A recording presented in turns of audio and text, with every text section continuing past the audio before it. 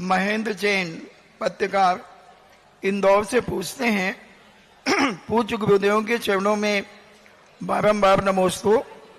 गुरुदेव, पुण्य के उदय में जीव को अनुकूलता, सुविधा और सहायता प्राप्त होती है, लेकिन पाप कर्म के उदय में प्रतिकूलता, दुविधा, अशांता प्राप्त होती है।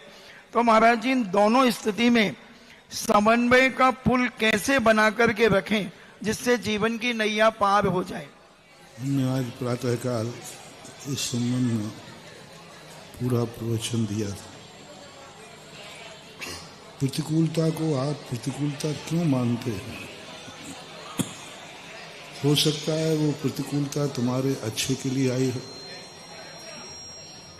क्योंकि अनुकूलता में शायद तुम उतने सचेत न हो पाते जितनी प्रतिकूलता में होते।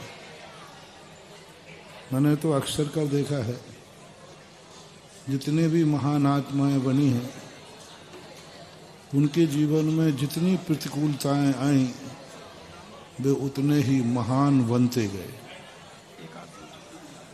जितने उनके अशुभ कर्म के उदय आए उनको और ऊंचाइयां मिलती गईं।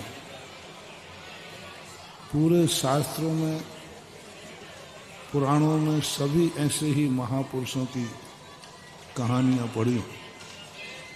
उन महापुरुषों की कहानियां शास्त्रों में नहीं हैं जिनके जीवन में कोई अशुभ कर्म के उदय ना आए, प्रतिकूलताएं ना आई हों।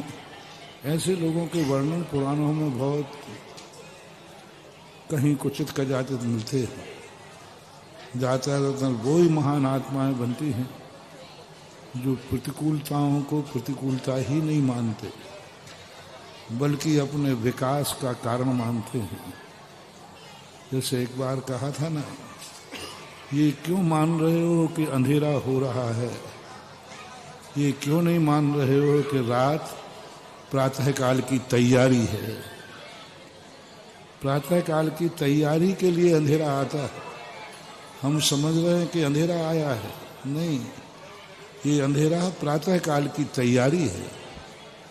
ऐसा ही जीवन में प्रतिकूल परिस्थितियां आती हैं, वो शायद तुम्हारे उत्थान के लिए आई हो, विकास के लिए आई हो।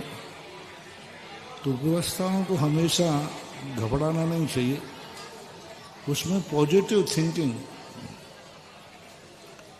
करना चाहिए। पॉजिटिव थिंकिंग से आगे एक कदम और है, पावर थिंकिंग। पॉजिटिव थिंकिंग वाला तो व्यक्ति फिर भी घबरा सकता है कितनी, लेकिन पावर थिंकिंग जो होती है, जितने महान पुरुषों की पावर थिंकिंग थी, वे सब प्रतिकूलताओं में इतनी पावर थिंकिंग का काम किया कि आज कोई भी नकारात्मक शक्ति उनका कुछ भी नहीं बिगाड़ सकती। उस समय भी नहीं बिगाड़ पाए, अब वो इतने महान ऊंचाई को पहुंच गए हैं कि वहां से तो कोई बिगाड़ने का सवाल ही नहीं होता। पारसनाथ के जीवन में कमठ नहीं होता तो शायद पारसनाथ इस ऊंचाई को नहीं पहुंचते जिस ऊंचाई को उन्होंने प्राप्त किया। प्रतिकूलताओं को थोड़ा पॉजिटिव थिंकिंग करो और पावर थिंकिंग लाओ। जब प्रतिकूलता आए तो आपका पावर बढ़ना चाहिए।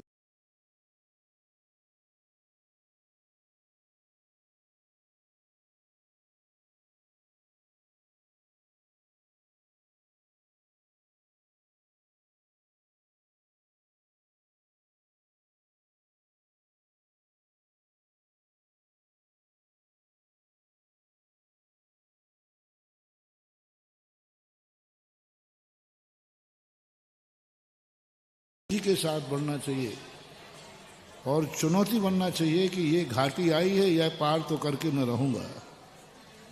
प्रतिकूलता आई है, इसमें मैं मुस्कुरा के रहूंगा। बस एक संकल्प करना है। अनुकूलताओं में हंसो या ना हंसो, प्रतिकूलताओं में जरूर मुस्कुराना है। यही सबसे बड़ी साधना है। प्रेस्टीज पॉइंट बनाओ कि हम प्रतिकूलताओं में हंस के दिखाएंगे। प्रतिकूलताओं में हमारे चेहरे पर तेज आना चाहिए। प्रतिकूलताओं हमारे मन में एक ऐसा विल पावर जागना चाहिए जो बड़े साहस का काम होता है। अनुकूलताओं में तो सब मुस्कुरा लेते हैं, प्रतिकूलताओं में मुस्कुराना ही इस सृष्टि का विकास का सूत्र है, यूं मानना चाहिए।